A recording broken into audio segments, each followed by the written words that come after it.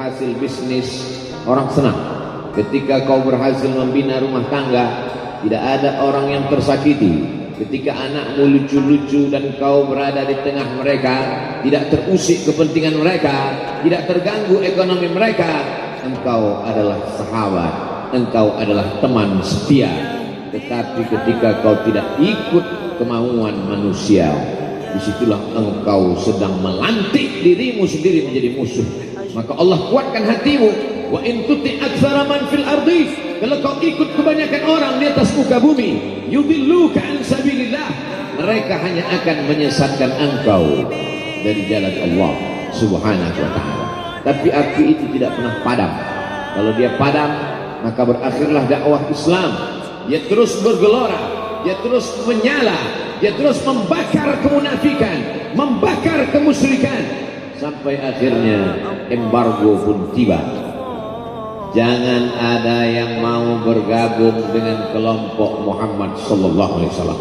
Jangan ada yang mau berkirim makanan, jangan ada yang mau berdagang, jangan ada yang mau menjalin transaksi. Mereka ingin membunuh secara perlahan-lahan.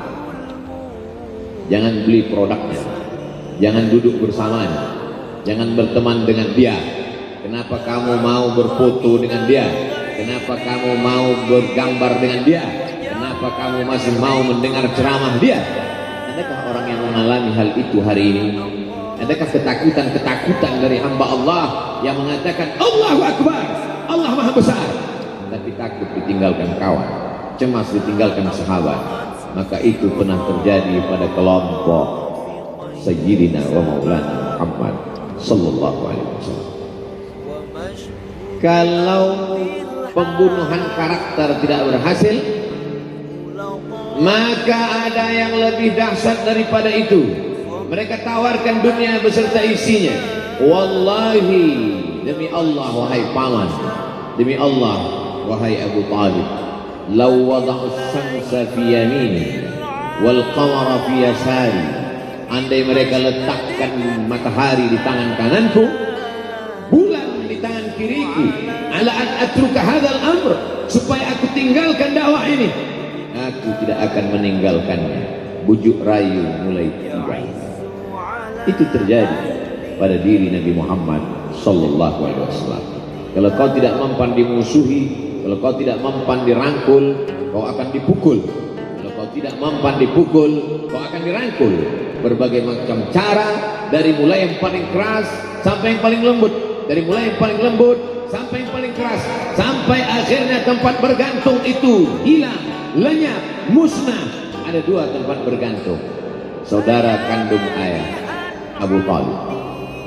Mereka tidak mengusiknya karena dia keponakan Abu Talib. Abu Talib anak Abdul Muttalib, Abdul Muttalib anak Hashim, Hashim anak Abdi Manaf, Abdi Manaf anak Qusay, Qusaylah pendiri Darun Nadwah. Mereka keturunan darah mulia dari Adnan. Adnan menerima tetesan darah dari Ismail, Ismail anak kandung Ibrahim alaihissalam. Jangan ganggu dia, karena dia keponakan Abu Talib. Masih ada backing, tapi Allah ingin agar hati itu tidak bergantung kepada manusia. Dia buat Abu Talib meninggal dunia, masih ada lagi tempat bergantung. Dia yang dulu ketika kedinginan datang, dia yang menyelimuti. Yang dulu ketika ketakutan datang, dia yang menenangkan. Dia datang menemui Waraqah ibnu Naufal. Waraqah berkata, namus malaikat yang pernah datang kepada Ibrahim, yang pernah datang kepada Musa, yang pernah datang kepada Isa, sekarang dia datang kepada suamimu. Katakanlah, jangan takut, jangan cemas. Kalau nanti sampai masanya dia akan diusir dari kampung halamannya, aku orang pertama yang akan membelanya. Karena begitu yang kutemukan dalam kitab-kitab suci yang kubaca, kata Waraqah bin Naufal. Hari itu juga tempat bergantung itu patah. Khadijah menghadap Allah Subhanahu wa ta'ala. Tak lagi ada makhluk tempat bergantung, tak ada lagi ranting tempat berhinggap, tak ada lagi batang kayu tempat berpegang. Allah ingin agar engkau berserah hanya kepada Dia saja. Tidak ada makhluk.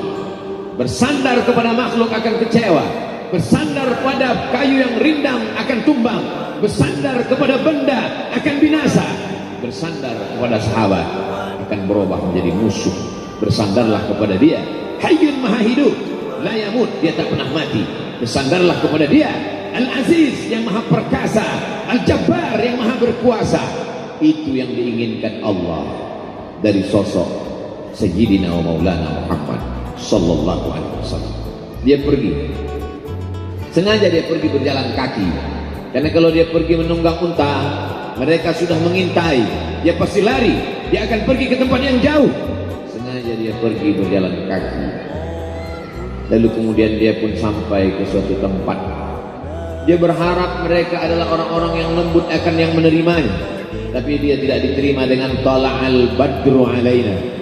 Dia tidak diterima sebagai ahlan wa sahlan. Ahlan, keluarga, kau datang kami sambut sebagai keluarga. Sahlan, mudah, kau datang urusanmu mudah. Ahlan wa sahlan. Tapi dia tidak dianggap sebagai keluarga, dia tidak dianggap sebagai sahlan, dia dianggap sebagai musuh. Dia dilempar dengan batu, dia dilempar dengan kayu, dia dilempar dengan tulang onta. Apa yang dia lakukan? Dia bersembunyi di balik bukit. Dia angkat kedua tangannya. Ilaika ashku dha'fak, kepada engkau saja aku mengajukan kelemahanku, wa qillata hilati, ketidakberdayaanku, wa hawani bainan nas, aku hina di tengah mereka. Kalau dulu aku ada tempat bergantung, ada tempat bersandar, ada tempat mengadu, hari ini hanya engkau saja. Datanglah malaikat pencipta, malaikat penjaga segala bukit di atas dunia. Kau tunjuk mana bukit yang paling besar ya Muhammad, akan kutimpakan kepada mereka. Hati yang luka biasanya akan marah, akan kecewa, tapi tidak terjadi pada Nabi Muhammad sallallahu alaihi wasallam. Apa yang dia katakan? Asallahu an yukhrij min aslabihim man ya'budullaha wa la yusyrika bihi syai'a. Ya Allah, keluarkan dari tulang sulbi mereka, keluarkan anak cucu mereka yang akan menyembah engkau. Tidak ada satupun yang akan mempersekutukan engkau di atas muka bumi ini. Doanya dikabulkan, hatinya susah, pikirannya kacau, tapi lidahnya tidak berkata-kata kasar. Dia doakan agar anak cucu mereka menyembah Allah. 100% penduduk Taif hari ini bersyahadat asyhadu an la ilaha illallah wa asyhadu anna Muhammadan Rasulullah.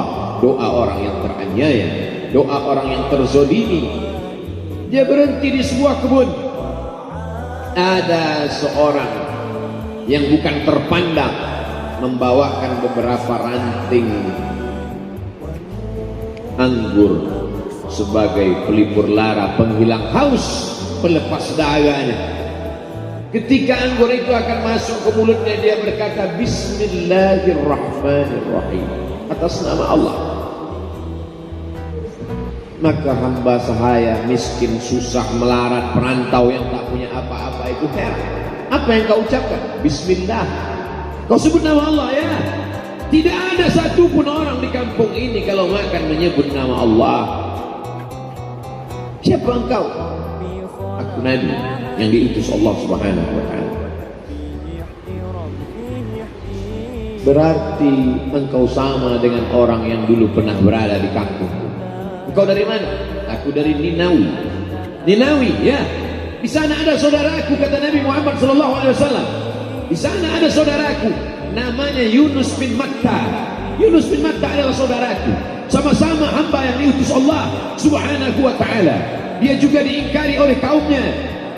Dia masuk ke dalam lautan, ditelan seekor ikan dalam 3 kegelapan. Gelapnya tengah malam, gelapnya lautan, gelapnya perut ikan. Dia berserah kepada Allah. La ilaha illa anta subhanaka inni kuntu minal zalimin.